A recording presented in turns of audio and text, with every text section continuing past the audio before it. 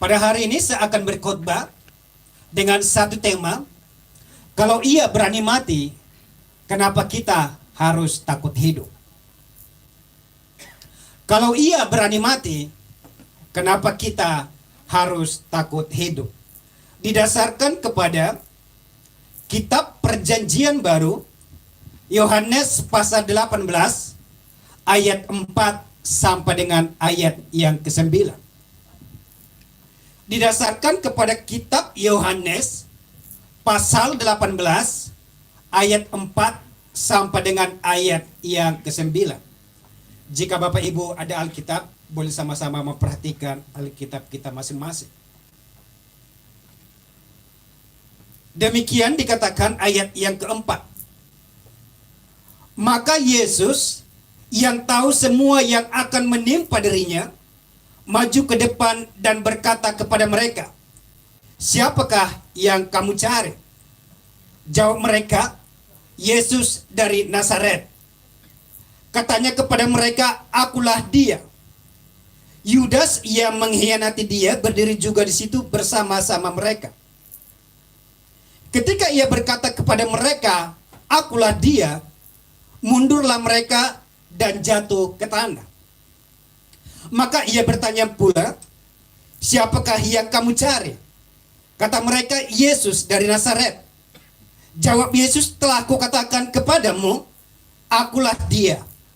Jika aku yang kamu cari, biarkanlah mereka ini pergi." Garis bawah sekali lagi. Jika aku yang kamu cari, biarkanlah mereka ini pergi.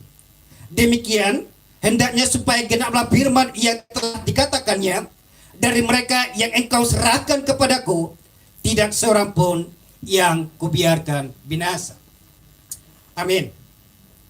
Saudara saya kasih dalam Tuhan, saya tidak sedang menakut-nakuti saudara, tetapi saya berbicara sesuai dengan fakta, dan yang menjadi kenyataan hari ini adalah bahwa sekarang dunia sedang jatuh ke dalam ketakutan, kekhawatiran yang menakutkan. Kalau kita melihat televisi atau berita-berita saudara, dikatakan ada banyak negara-negara mereka yang mengalami kebangkrutan, ada banyak negara-negara mereka yang mengalami penurunan ekonomi yang drastis, ada banyak negara-negara stagnasi, Bapak Ibu. Jangankan kita kembali kepada negara-negara, kepada Indonesia kita melihat, bahkan sekarang ini kita melihat ada banyak pengangguran di mana-mana, dan saya katakan bahwa Menteri Keuangan mengatakan bahwa Indonesia sedang dalam darurat. Sehingga yang terjadi adalah bahwa dunia, bahwa Indonesia atau bahwa kita, tanda kutip, sedang mengalami kekhawatiran. Tetapi apa yang menjadi pembacaan kita pada hari ini, kalau kita berguru kepada Yohanes pasal 18 ayat 4 sampai 9 dikatakan, Yesus berani menghadapi kenyataan sekalipun itu merenggut nyawanya.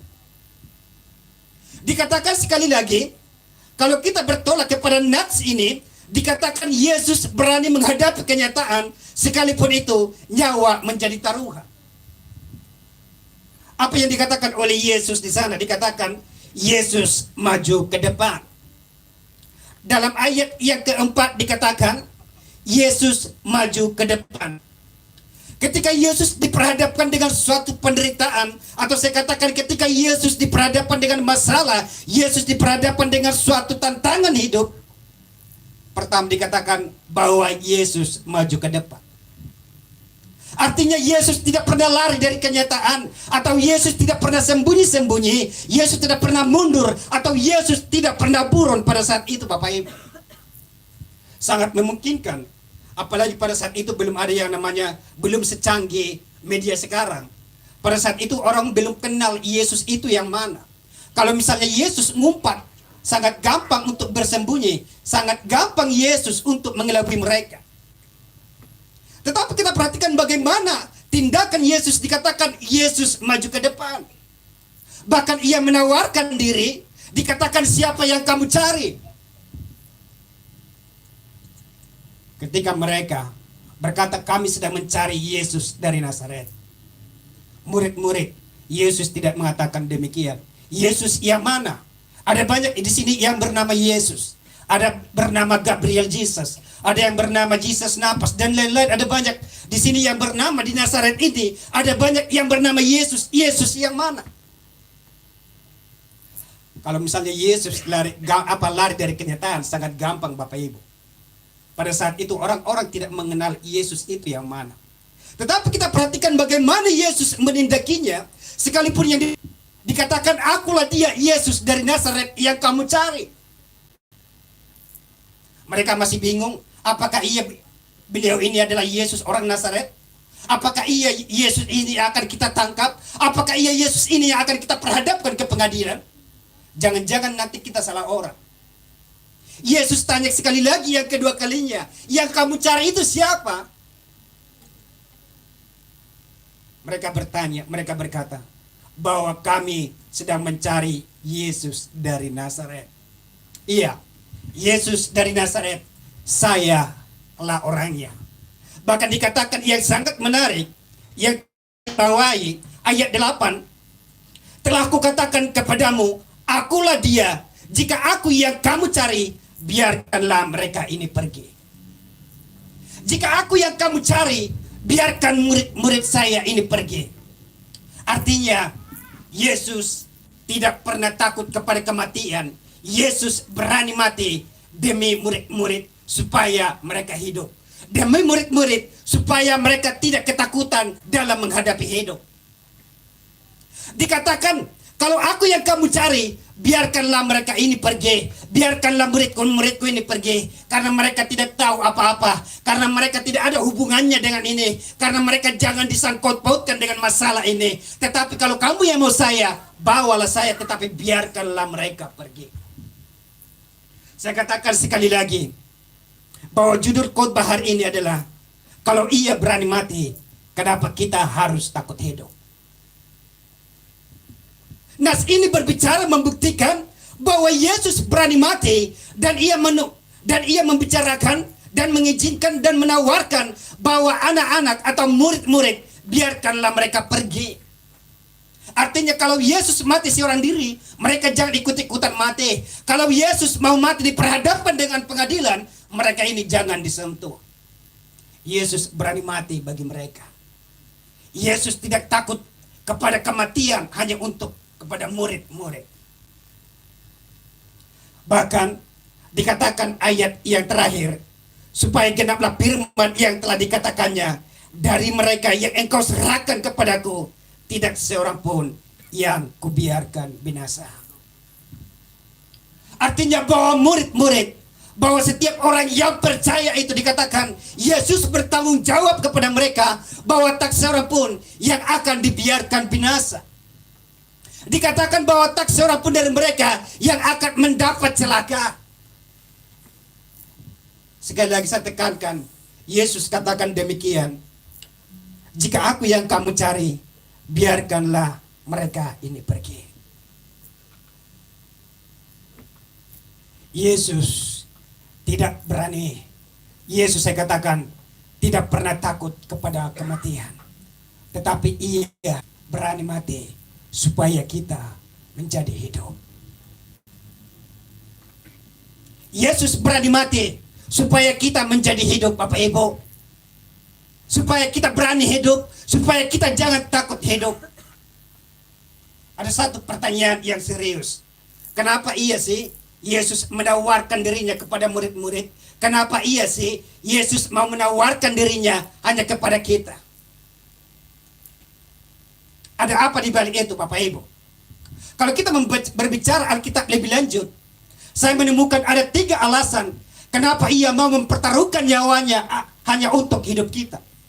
Alasan yang pertama adalah karena kita adalah orang yang penting.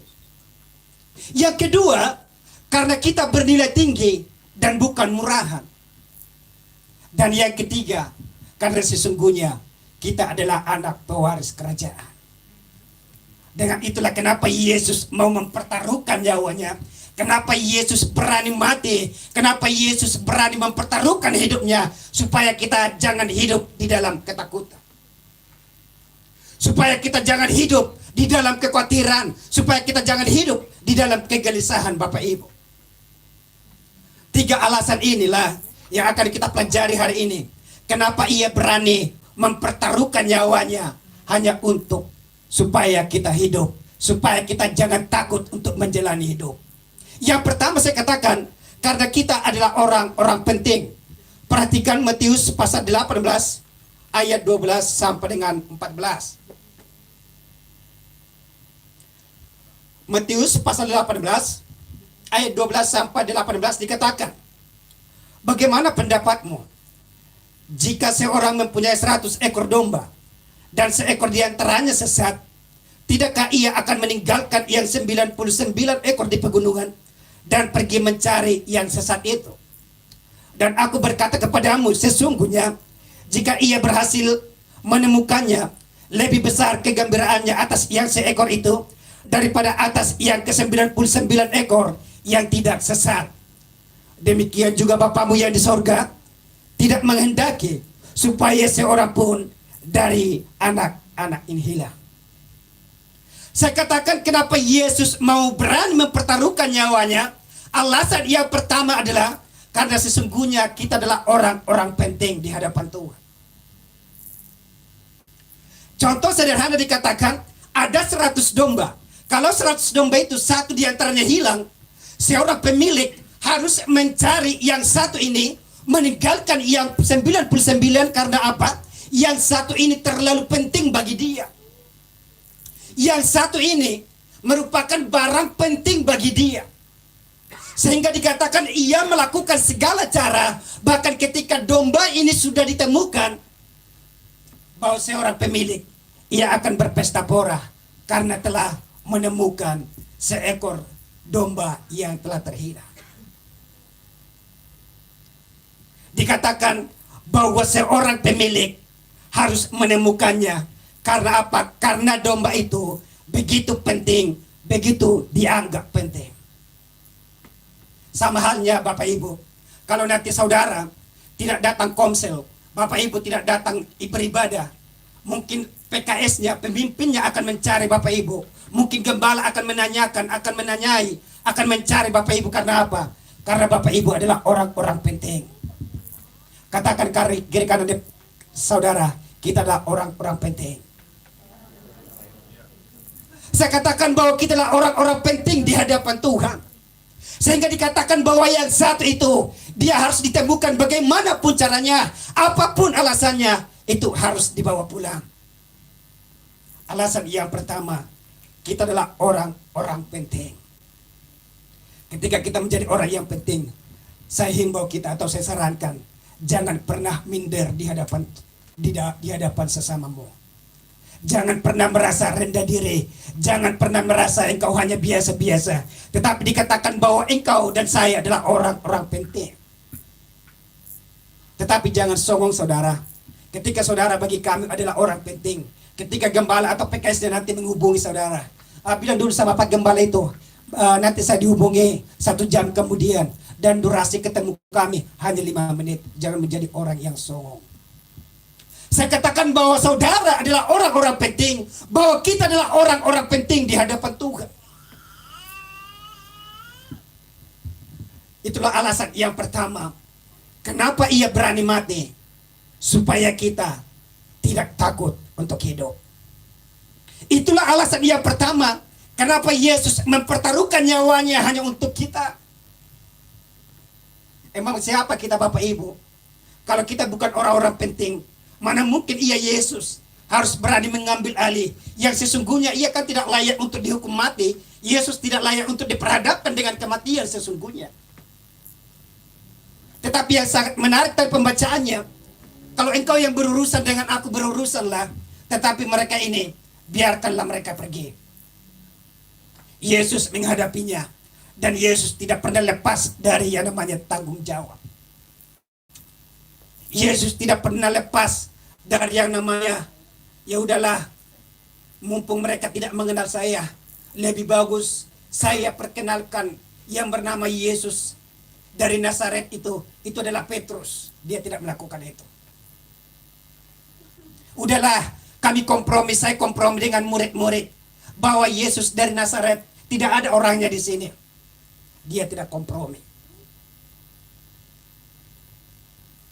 Dikatakan bahwa Yesus menawarkan dirinya supaya apa? Supaya murid-murid jangan ketakutan. Bahkan ketika Yesus menawarkan dirinya, saudara, dikatakan surpa membuktikan bahwa ternyata murid-murid, sekalipun Yesus sudah menawarkan diri, murid-murid tetap masih dalam ketakutan. Ketika Yesus mau dibawa pulang, ketika Yesus mau diperhadapkan dengan pengadilan, apa yang terjadi? Ada banyak murid-murid, mereka meninggalkan Yesus. Mereka takut yang namanya ketika mereka diperhadapkan dengan pengadilan, ketika mereka diperhadapkan dengan kematian, mereka meninggalkan Yesus. Kalau sebelum Yesus ditangkap, murid-murid terlalu cakap berbicara, terlalu berani berbicara. Bahkan saya katakan mereka terlalu hebat berbicara. Yesus, kalau nanti mereka ini ada yang lari, saya tetap akan di sini. Yesus, kalau nanti engkau ditangkap, saya akan maju menghadapi mereka. Yesus, kalau nanti engkau begini, maka saya akan begitu. Buktinya, saudara, Yesus sudah ada di situ. Dan Yesus sudah menawarkan dirinya. Mereka tetap masih dalam ketakutan. Alasan yang pertama adalah ia menawarkan dirinya supaya karena kita adalah orang-orang penting. Yang kedua, Bapak Ibu, alasan yang kedua adalah karena kita bernilai tinggi dan bukan murahan. 1 Petrus 1 ayat 18 dan 19. Karena kita bernilai tinggi dan bukan murahan. Ayat 18 dikatakan, sebab kamu tahu bahwa kamu telah ditebus dari cara hidupmu yang sia-sia, yang kamu warisi dari nenek moyangmu itu, bukan dengan barang yang fana, bukan pula dengan perak atau emas, melainkan dengan darah yang mahal, yaitu darah Kristus yang sama seperti darah anak domba yang tak bernoda dan tak bercacat. Alasan yang kedua adalah bahwa kita bernilai tinggi dan bukan murahan, Bapak Ibu. Itulah alasannya kenapa Yesus harus mempertaruhkan nyawanya. Kenapa Yesus harus berani mati? Karena dikatakan kita bernilai tinggi dan bukan murahan. Kita ditebus dengan darah yang mahal, bukan darah yang kotor, bukan dengan darah yang murah, tetapi dikatakan darah yang mahal. Kenapa darah yang mahal? Karena sesungguhnya ia tidak berdosa, karena sesungguhnya ia tidak patut untuk mendapatkan hukuman yang setimpal. Kita bernilai tinggi, bukan murahan. Maaf, saya saklek berbicara. Kalau kita bernilai tinggi, jangan jadikan hidupmu murahan, Bapak Ibu. Jangan jual dirimu murahan. Jual pikiranmu silakan. Jual pengetahuanmu silakan. Jual kreativitasmu silakan. Tetapi jangan jual diri menjadi murahan. Hargai orang yang sudah menebusnya dengan darah yang mahal. Hargai orang yang telah berbuat, bahkan ia berani mati. Karena apa? Kita bernilai tinggi dan kita bukan murahan, Bapak Ibu. Hargai dia yang berani mati untuk kita. Hargai dia, darahnya yang mahal tercurah hanya untuk kita. Sekali lagi saya ingatkan, jangan jadikan dirimu menjadi murahan. Saya katakan sekali lagi, jangan jadikan dirimu menjadi orang yang tidak meresponinya dengan baik. Ada orang yang berani mati untuk kita. Masihkah kita sia-siakan yang namanya beribadah kepada Tuhan? Masihkah kita sia-siakan yang namanya hidup dekat dengan Tuhan? Masihkah kita sia-siakan untuk bisa berkomunikasi dengan Tuhan? Sesungguhnya kita bernilai tinggi, bukan murahan. Saudara, kalau sebuah barang semakin ia bernilai, saya katakan maka itu harganya akan semakin mahal. Sama dengan hidup kita. Ketika kita semakin benar, ketika kita tahu bahwa nilai kita adalah tinggi, maka saya katakan bahwa sifat-sifat kita adalah sifat-sifat orang benar. Saya katakan bahwa karakter kita bukan karakter murahan. Kalau gembala hari minggu kemarin beliau khotbah bahwa karakter saya adalah ketika orang katakan bisalah kita melenceng ke sana ke sini supaya kita untung, supaya mungkin kita kan harus pikirkan ekonomi kita, harus pikirkan yang namanya transport kita, harus pikirkan kan bagaimana kita perlu makan minum. Tidak. Yang namanya karakter itu susah untuk ditemukan. Dan inilah karakter-karakter orang penting Bapak Ibu. Dan inilah saya katakan, dan ini selanjutnya nanti kepada yang ketiga, bahwa karakter-karakter seperti ini adalah karakter-karakter ahli waris kerajaan. Katakan tidak pada dosa. Katakan tidak pada kemurahan. Katakan tidak pada engkau menjual dirimu. Katakan tidak pada yang namanya sesuatu yang tidak meresponi apa yang Tuhan perbuat baik dalam hidupmu. Alasan yang kedua, kita bernilai tinggi dan bukan murahan. Hidup kita nilainya tinggi, harganya pun mahal, dan dibelinya dengan darah yang mahal. Pergunakanlah waktu, kesempatan itu untuk kita meresponi, untuk kita menghargai karya salib Kristus bagi kita. Gunakanlah waktu yang ada untuk menghargai bagaimana pengorbanan Kristus bagi kita. Karena alasan yang pertama, kita adalah orang-orang penting. Alasan yang kedua, kita bernilai tinggi dan bukan murahan Bapak Ibu. Dan alasan yang ketiga, dikatakan bahwa kita adalah anak pewaris kerajaan. Yang ketiga adalah bahwa kita adalah anak pewaris kerajaan. Perhatikan dalam Roma pasal 8 ayat 16 dan 17. Khotbah saya tidak panjang lebar hari ini, karena acara hari ini kita padat. Selamat kepada mereka yang memberikan diri pada hari ini dibaptis. Dan kita berdoa melalui baptisan hari ini, pertobatan tetap terjadi bagi Bapak Ibu. Dan ini adalah salah satu karya bagaimana kita meresponi pengorbanan Kristus bagi kita. Ini adalah salah satu cara ketika kita memberikan hidup kita sepenuhnya kepada Tuhan, ketika kita memberikan diri kita dibaptis. Ini adalah salah satu cara bagaimana kita menghormati karya Kristus dalam hidup kita. Yang ketiga, alasan yang ketiga adalah karena kita adalah anak pewaris kerajaan. Perhatikan dalam Roma pasal 8 ayat 16 dan 17. Roh itu bersaksi bersama-sama dengan roh kita bahwa kita adalah anak-anak Allah. Dan jika kita adalah anak, maka kita juga adalah ahli waris. Maksudnya orang-orang yang berhak menerima janji-janji Allah, yang akan menerimanya bersama-sama dengan Kristus, yaitu jika kita menderita bersama-sama dengan Dia, supaya kita juga dipermuliakan bersama-sama dengan Dia.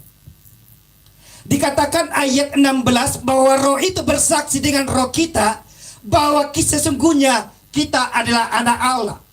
Bahwa sesungguhnya dikatakan kita adalah ahli waris, kita adalah anak pewaris kerajaan Bapak Ibu. Kalau status kita menjadi anak, otomatis kita adalah menjadi ahli waris. Saudara punya orang tua atau saudara punya anak, tidak akan kemana-mana Bapak Ibu. Warisan dari orang tuamu atau warisanmu itu tidak akan kemana-mana kecuali kepada anak atau kecuali kepada kita turunan dari orang tua. Hal yang sama berbicara tentang kerajaan surga. Kalau kita anak Allah, maka dikatakan bahwa sesungguhnya kita adalah ahli waris kerajaan Bapak Ibu. Itu sudah otomatis. Tetapi garis bawahi, kalau kita menjadi anak-anak kerajaan, saya katakan berkarakterlah seperti anak-anak kerajaan. Jangan kita statusnya anak kerajaan Allah, jangan kita statusnya pewaris kerajaan Allah, tetapi sikap kita, karakter kita duniawi Bapak Ibu, itu tidak nyambung. Jangan ngaku-ngaku anak kerajaan sementara kita tidak menunjukkan sifat karakter seperti mana anak kerajaan. Dikatakan bahwa roh itu sendiri mengaku bahwa sesungguhnya kita adalah anak-anak kerajaan. Anak-anak yang layak mendapatkan atau anak-anak yang layak menjadi ahli waris dalam kerajaan.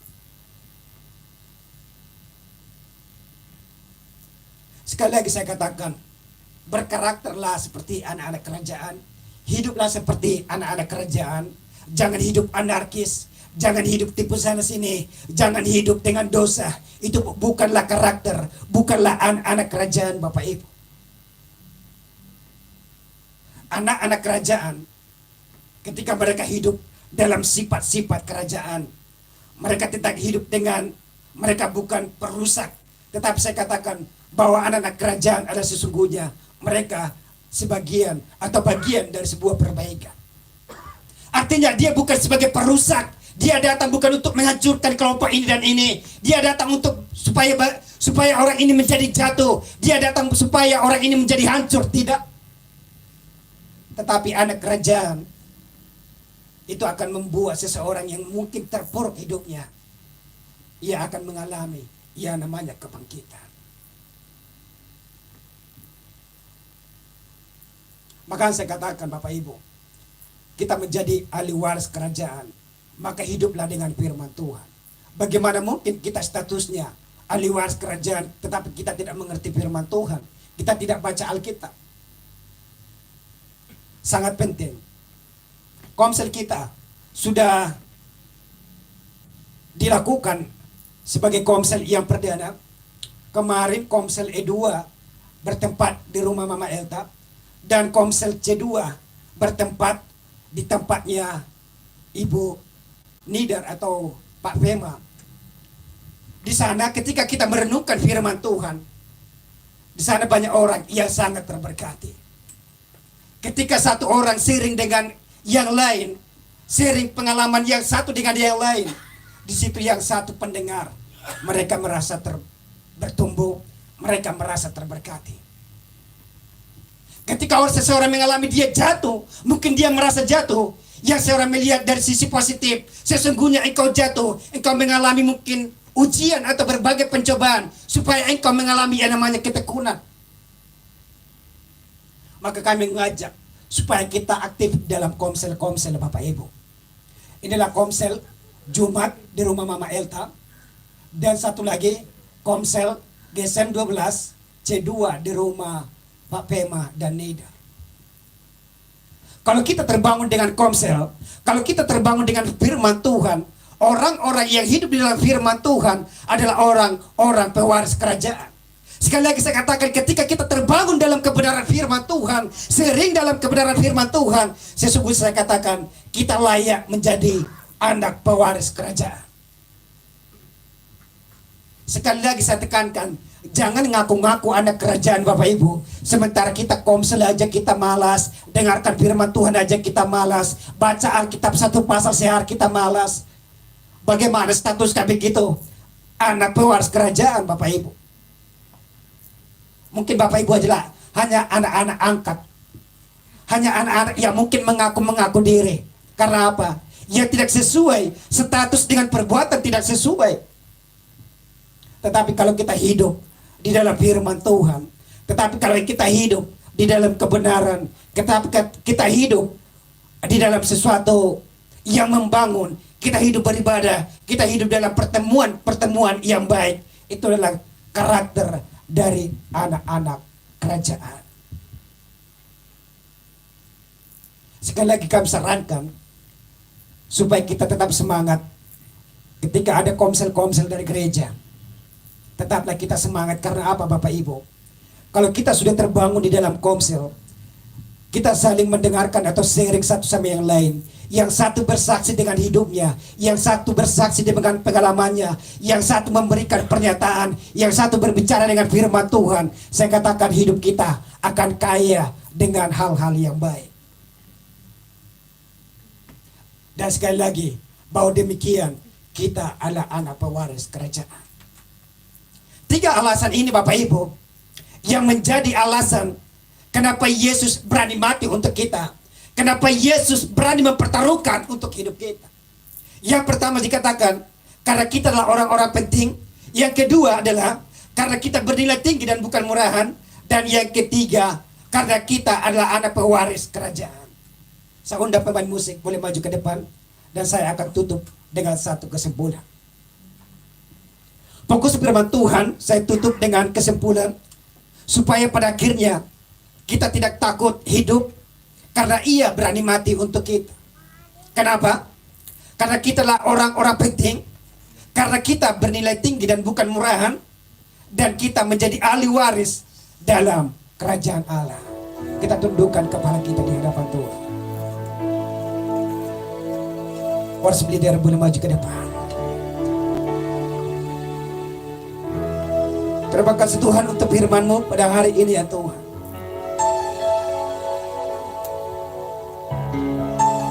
Bila kami tahu Tuhan bahwa status kami adalah anak-anak kerajaan Allah. Kami memahami bahwa kami adalah orang-orang penting ya Tuhan. Biarlah kami sadar bahwa hidup kami bernilai tinggi dan bukan murah.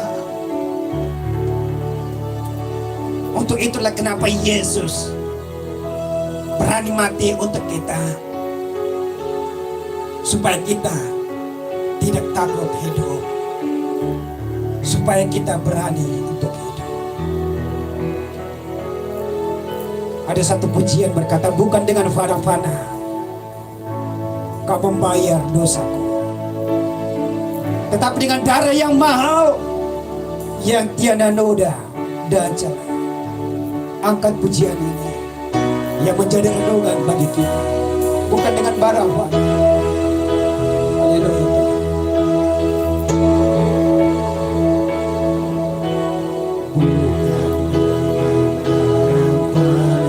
Kau membayar dosaku Tuhan.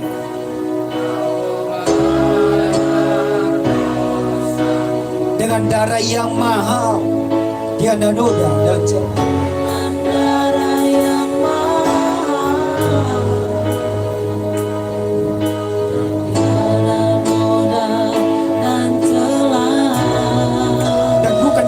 Berat Tuhan, Kau menebus diriku.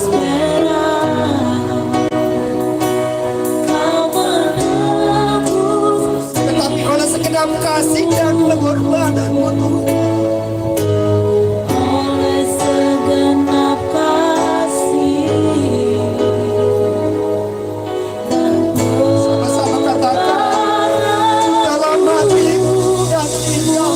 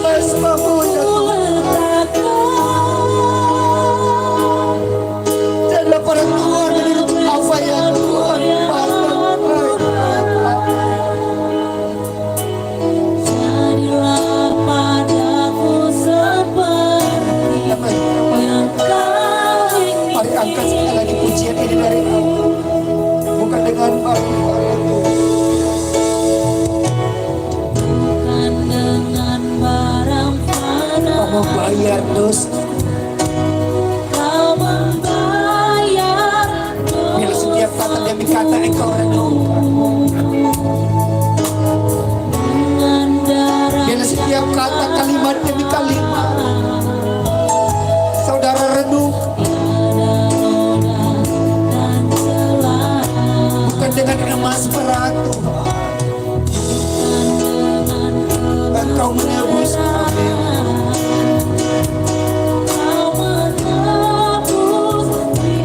Oleh segenap kasih dan pengorbanan,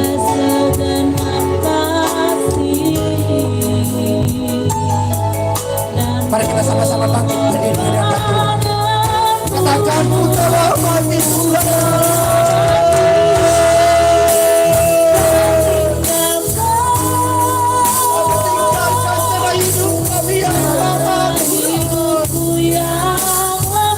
Semua telah sia-sia dan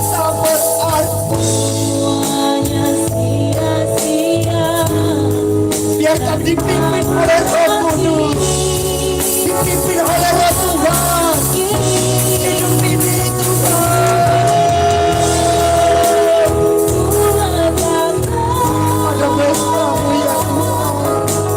ada pestamu ya Tuhan, jadilah padaku seperti apa yang Tuhan mau.